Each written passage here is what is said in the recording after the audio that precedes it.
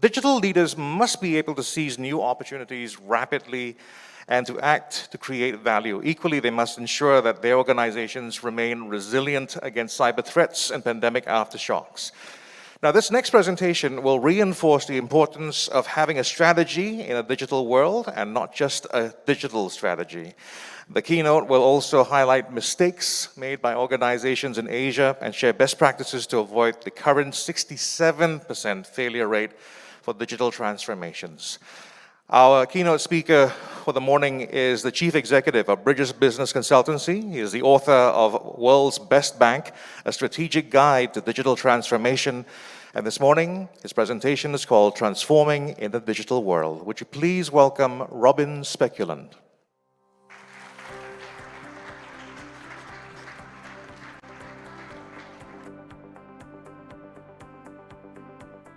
The moment. Imagine the scenario. Inside the organization, everyone started to gather. There's a rumor of anticipation as the CEO walks onto the stage. And he turns to the audience and he says, "Ladies and gentlemen, I've invited you here today for the launch of our new digital strategy.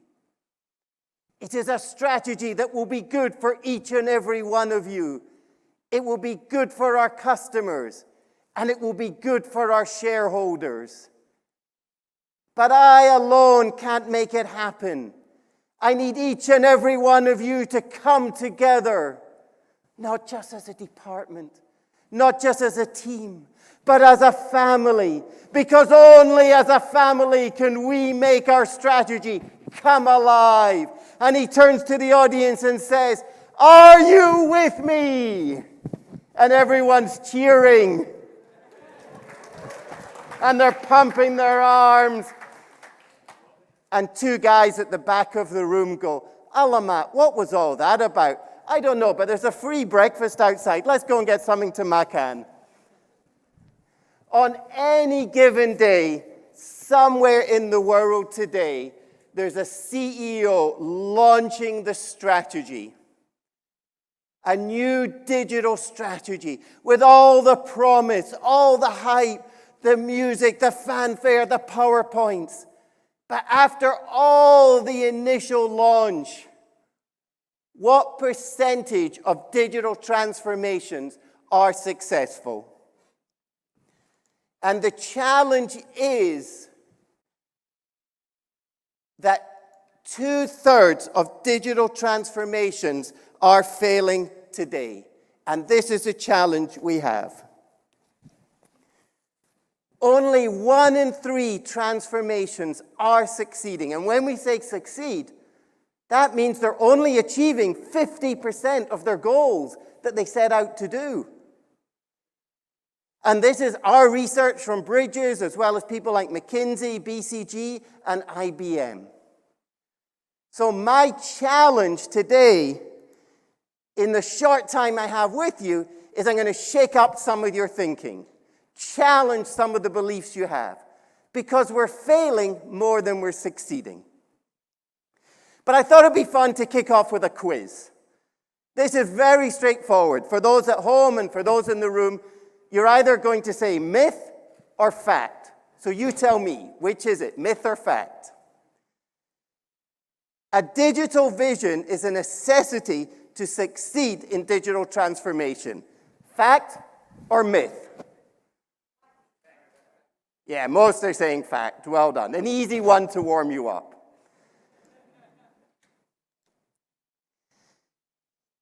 Your digital vision, I'm going to give you an example later on, is your guiding light. It aligns the whole organization, brings all the departments together. Second question gets a little bit trickier. Business leaders are accountable for technology targets. Fact or myth? Yeah, well done. Now, this is one of the best practices that in digital transformation really works well. In the old days, we all know in this room, business would set the goals, turn to technology and say, so what can you do to support us? Not anymore. We come to the table as equal partners, critical for success. 3 out of 5, third question. Again, getting a little bit tougher. From digitalization, revenue savings are greater than revenue generated. Fact or myth?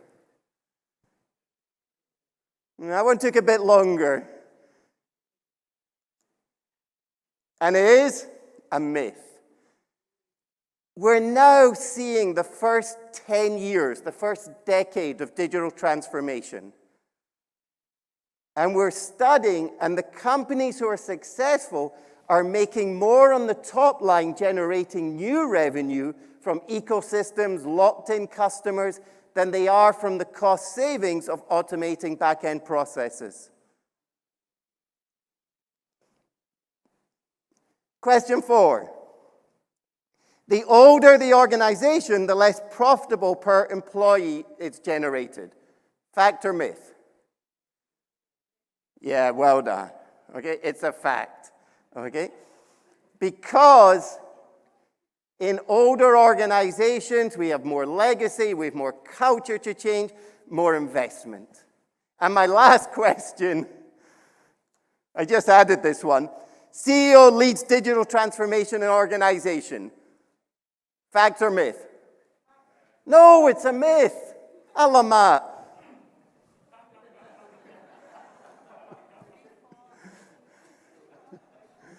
So I'd like to thank Rama for the invitation and David to address you this morning. I'd like to thank Annie Ko, who kindly introduced me to Rama. So Annie, thank you for that. Annie was my professor at NUS way before SMU days. Okay, so lovely. So thank you for the invite, and it's a pleasure to be with you all today. In my time, I'm going to just share with you. I was very lucky. I've been involved in digital transformation for 7 years now. In 2014, I was working with the world's best bank and the world's largest luxury company. Both of them adopted digital. And I saw that the challenges of digital transformation were even tougher than the challenges of strategy implementation. And what I'm going to share with you is 6 best practices, secrets that we've seen along the way. Because today, yesterday's performance no longer guarantees you success for tomorrow. The strategic landscape is moving so quickly. So here's my first key message that we've learned. It's not about having a digital strategy. When I talk to companies around the world and they say, Robin, we have a digital strategy, bing, already the red flag goes up. It's about having a strategy in a digital world. The winds of change blow faster and harder externally than they do internally today. What do I mean? Things around you are changing faster, quicker, and more frequent than ever before. And organizations are playing catch up. So a strategy in a digital world broadens your perspective and view.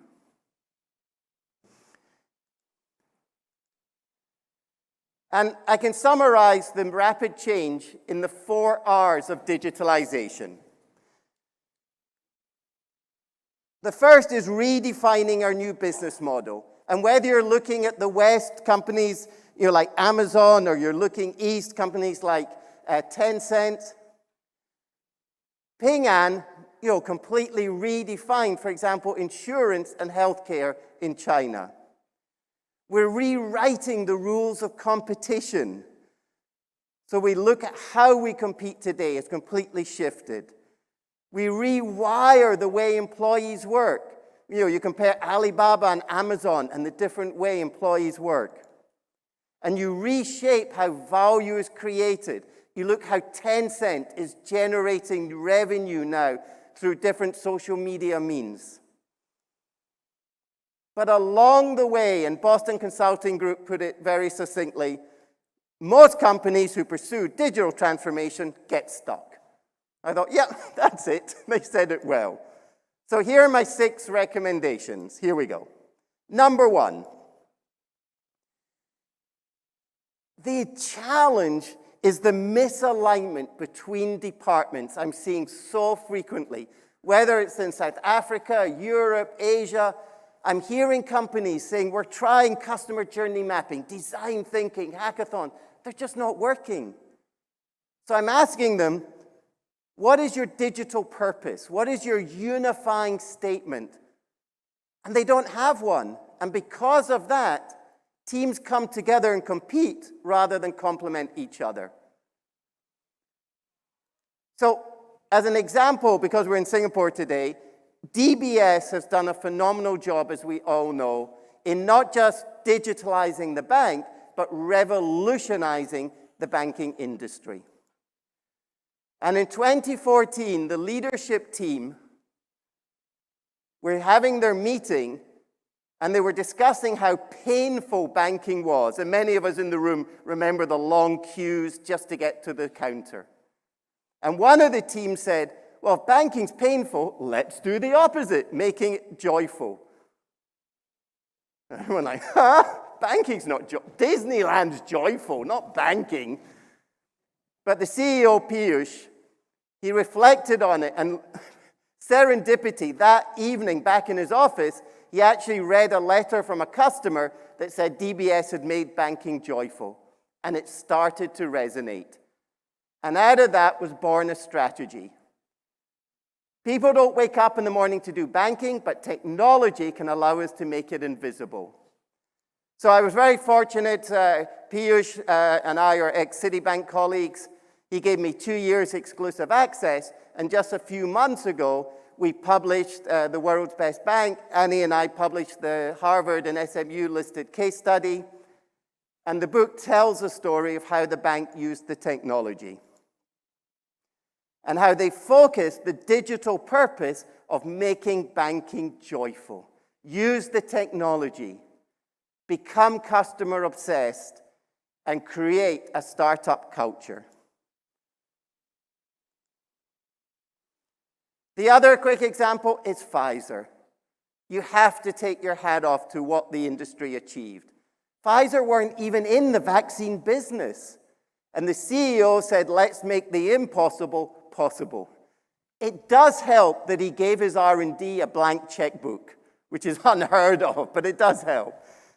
So what's your digital purpose that's going to inspire and align and drive the right actions? Number 2. Today, as I said, it's a digital world. Staying ahead of what's going on, keeping aware of the challenges, the changes. We've moved away from 5-year plans to now quarterly check-ins. Think about Moore's Law. Now, most of us in the room are familiar with Moore's Law, that states every 2 years, things double. Therefore, that means every 5 years, technology is 10 times as good as it was before. What's the impact on our planning? Our 5-year plan is 10 times out of date the minute we start it. So it shifted the whole way we think strategically today. And we're now moving to what we call quarterly check-ins to review the landscape, to revisit our goals and assumptions. Another example from DBS. They fused the whole digital the technology and the business together. They call it 2 in a box. And quarterly, they'll check. Number 2, quarterly check-ins. Number 3, oh, the bureaucracy. So many organizations I speak to. One just the other day said to me, Robin, we spend 50% of our time, and this is a global MNC, 50% of our time just getting permission to do an experiment and move it forward, as much as we do working on it. You've got to blow up the bureaucracy. Quick example, UPS. Just last year, Carol Tomey took over as the first external CEO of UPS. And she discovered that people had to go through 21 different committees, and sometimes things were escalated to the CEO's office to get permission. I call this the bureaucratic bottleneck. She scrapped all the committees and replaced it with 6 review boards. And she said our team should be focused not as a management team, but as a leadership to guide the organization. I can't emphasize this enough. Get rid of the signatures, the level of approval. Move away from the bureaucracy. Free up your people and the time. Secret number 4. The challenge that I'm seeing in so many organizations is letting go of the way we've always done things. The culture, the history in the organization. For some, it's so hard to recognize we're in a revolution. And leaders need to humble themselves. Many leaders were used to walking into the room and being the first to speak. Today, you're the last to speak. You go from being the first to the last. Why? Because digital transformation happens from the ground up. When we're running the hackathons, the design thinking, the mapping, the pain point analysis, the other initiatives, and you're going to the meeting to find out what's happening, what's going on, and you have to listen. Sorry, I'm smiling behind the mask. This afternoon, I'm actually speaking at another conference in Seattle. I'm actually doing 3 conferences today. I've got one in Seattle this afternoon and one in South Africa tonight. And this afternoon, the CEO of Hire is also speaking. So if you're not familiar with Hire's business model, they're well worth having a look at because they're the company we're now all studying. They've become the leader in the global appliance market. They've decentralized distribution network across 4,000 micro businesses, all with their own P&L. Eliminated middle management. They're a pioneer in organizational customer-centric innovation. And in 2016, they purchased GE, who tried to purchase them 10 years earlier. And Zhang Ruomen said, adopting our model requires giving up power, including decision-making, hiring, firing, and settling compensation. You must delegate these powers to the micro-enterprises themselves. Another way of summarizing this is moving from vertical to horizontal leadership. And that takes 5 changes in your thinking. Leaders need to humble themselves. Many are promoted because we know the most. Not anymore. We have to go back to learning. Okay. SMU, we're just launching, I teach at SMU as well, we're just launching a digital transformation course, helping leaders understand what's involved. Punishing failure, we now reward it. Now, failures cost us money. Now we want to reward failure. Why? Because to innovate, you have to experiment, and to experiment, you have to fail. We move from inside out to outside in. Don't ask what is best for us, but what is best for our customer. That's the anchor of every meeting. We go from intuitive to data and intuitive. It's the companies who use data who will be the winners in the next 5 years.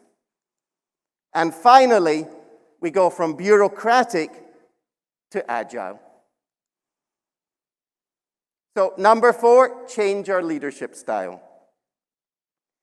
Number 5, when the CEO's on the stage going, here's our new strategy, are you with me? You all went, yay. What does it really mean to the employees in the business? 2 words. More work. Okay? It's true, isn't it? So, what's your biggest roadblock to being successful? And I'll go back to DBS because they were so smart. In 2015, the leadership team asked themselves the question, and without any much discussion, they all said, meetings. We have too many meetings, non-value adding, Don't start on time, don't finish on time, no agenda. I'm sure you can relate. So they launched something called Mojo. Now, what's Mojo? Mo is meeting organizer, Jo is joyful observer. And they put in a governance for meetings called dates. Your meeting must be data-driven, have a fixed agenda, start and finish on time, equal share of voice, and summarize what's going on.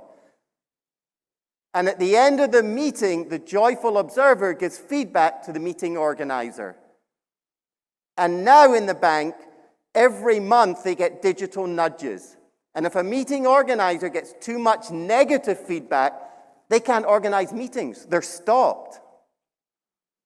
There's a new concept.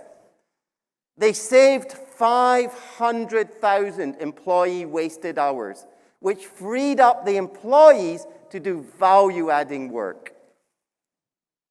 They also moved the dial in including people, so it wasn't just one or two people talking in the meeting, from 40 to 90%. So number 5, remove the roadblock. And my final one, number 6, you've got to feel safe. If you're asking me to step into the void, try new things, do things differently, is it safe? Is there a culture of psychological safety? A few years ago, 2015, Google did Project Aristotle.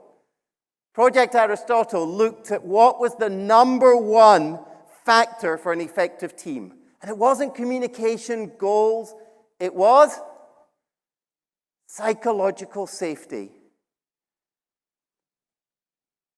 People have to, well, let me show it this way. When you have danger, psychological danger, you're in fear of making a mistake, being pointed out, being punished. When you're psychological safety, people are comfortable to take risks, open to admitting mistakes, and you learn fast and you learn forward. So you've got to create the culture to support. Okay. So, have a look at the 6. Which is most relevant to you? And you'll notice, interestingly, and I've asked hundreds of leaders around the world, when I say to them, what's your biggest challenge? It's rarely the technology. It's more on the transformation side. So one more to share with you as a bonus. I've got a couple of minutes left. We also found leaders today struggle how to bring all the moving parts together. So we studied, I wrote a white paper and published in 2019. I interviewed 1,800 leaders across North America, Europe, and Asia.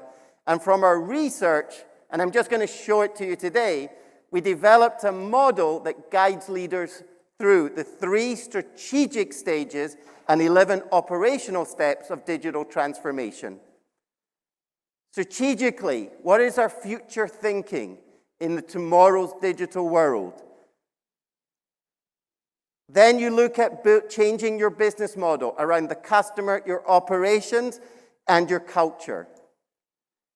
And then you need to be future ready, constantly preparing for tomorrow. What are the 11 operational steps? Here we go. This is called the ticking clock. And if you're looking for step 12, it's too late. It's like the atomic clock. You've got to get going today. And this is how we help companies and guide them through. So in my last couple of minutes, I thought I'd end with some fun changes in digitalization.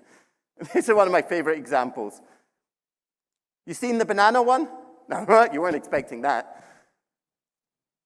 I don't know if you've heard of it. Do you know when we go to Fair Price or Cold Storage, whichever your supermarket, and you're buying bananas? You've got a choice. You either buy them green and you have to wait a few days, or you buy them yellow and you have to eat them today. Well, innovation comes in all forms and formats. A company in South Korea called Banana Valley solved the problem by offering green to yellow bananas. And they charge 3 times more than their competition, and they still outsell them.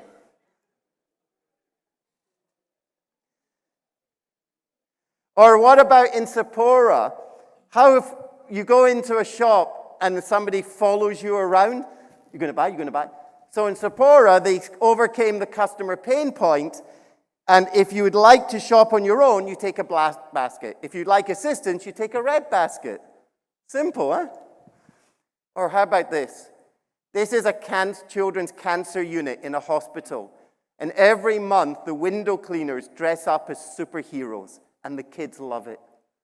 Batman, Superman. Just a couple more. Dark warehouses, for those of us in supply chain, is one of the terms. Let me show where it is. Sorry. There you go. Why dark warehouse? Because today, of course, is fully robotic and automated. We don't need to put the lights on.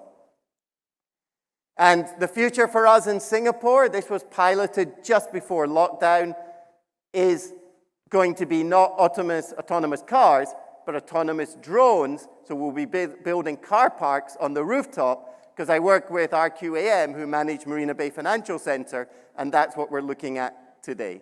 And my final one, this is a laundry bot that presses all your clothes. Okay. So thank you, Rama. Thank you, David, for the invitation to speak to you. It's wonderful to be with a live audience. Thank you also for that opportunity. I wish you all the best at the conference. It's been an honor and a pleasure to see you. Please stay healthy, stay safe, and enjoy the conference. Thank you. Thank you very much, Robin Speculand.